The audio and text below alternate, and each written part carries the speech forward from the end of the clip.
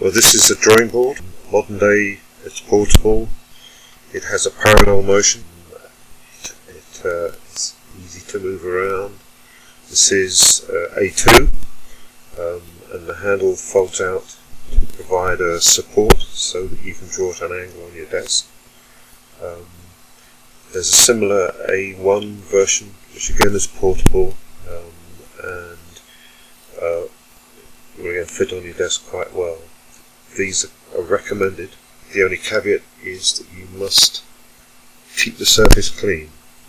It's not a cutting mat. Don't use it for cutting.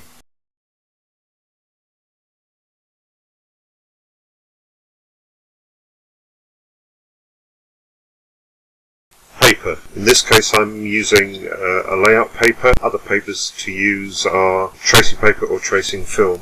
Tracing paper is a little bit more delicate and doesn't last as long as film. Tracing paper was used, tend to be used more for die line copying. Nowadays, when most copying is done through photocopying or Xerox, then an opaque paper is fine to use. The fixing I use, I prefer clips. If you use tape or blue tack, tends to mark the board. You must, as I said, you must be careful with the board and make sure the board is clean before you put the paper on, because any marks on the board, scratches, any dust underneath the paper will show up through in the drawing and make the drawing look dirty. The parallel motion, as you can see here, is used for drawing horizontal lines. It's important in technical drawing to be able to draw lines that are parallel to each other, that have an integrity toward each other, and also are square to each other. So we use, as you can see here, the set square for vertical lines and the parallel motion for horizontal lines. If you don't have a board with a parallel motion, then you can use what's called a T-square, which you see here. The T-square does the same job as the parallel motion, but is independent from the board. What's important is to be able to keep the side of the T-square up against the edge of the board, or you can lose having parallel lines to each other, and it can all get a bit wobbly. But as you see here, I'm using a T-square and a set square, so that I can draw both horizontal parallel lines, and in this case, because it's a 45 degree square, I can draw lines at 45 degrees to both the horizontal and the vertical in this case.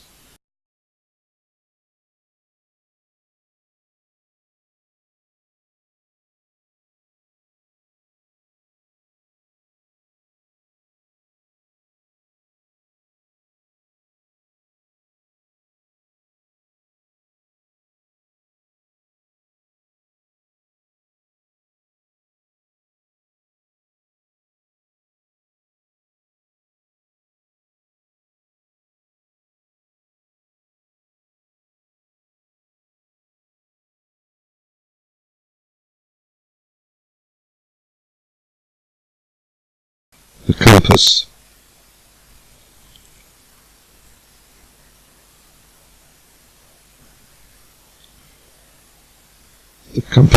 The compass is used to draw curves. It has a point at one end and a pencil lead at the other end, and it can be adjusted with a wheel in the middle. Here you can see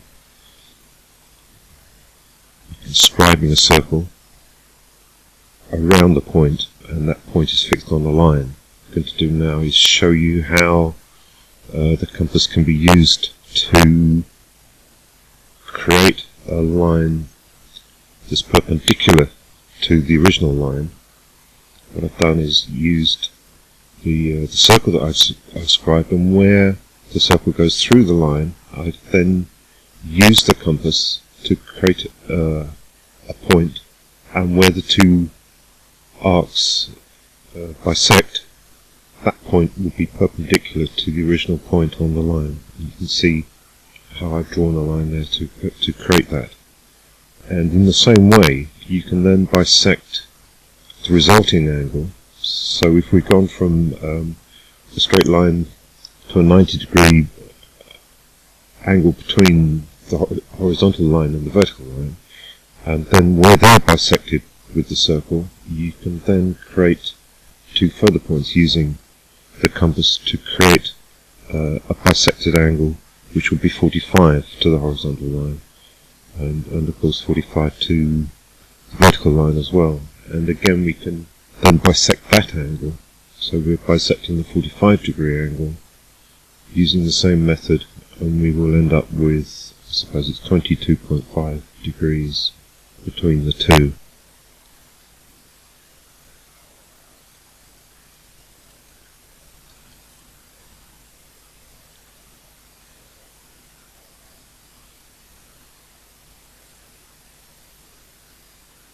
So we've created a 90 degree, a 45 degree, and a 22.5 degree, using the compass to bisect the original angles.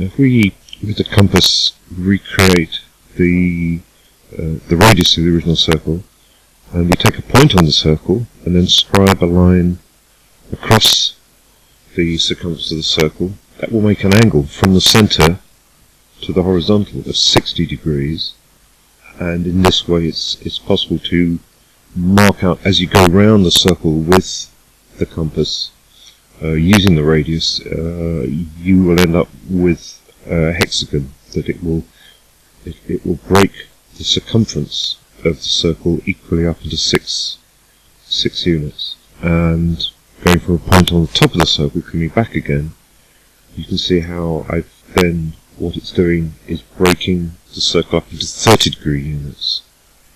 So for 60 and 30 degrees, it's possible to use the compass on a circle by taking the point from the circle and then bisecting the circle.